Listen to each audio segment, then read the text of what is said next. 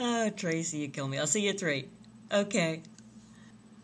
Hi, I'm cable TV's Mary Birdsong. You might recognize me from Reno 911. Ma'am, I'm going to need to see your license and registration. See, I'm not really like her. Nick Griffin. Now, Nick's funny, but that's no surprise. He's a comedian. That's his job. He's supposed to be funny. So why Nick? He's funny. Okay.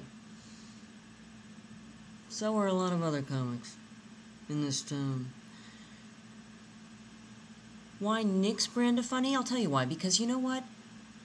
He's even endorsed by Jelly Bean. Right? Nick Griffin is hysterical.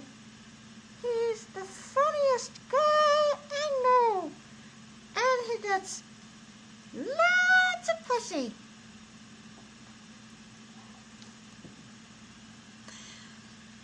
Anyway, I think you can see that Nick Griffin is the clear choice for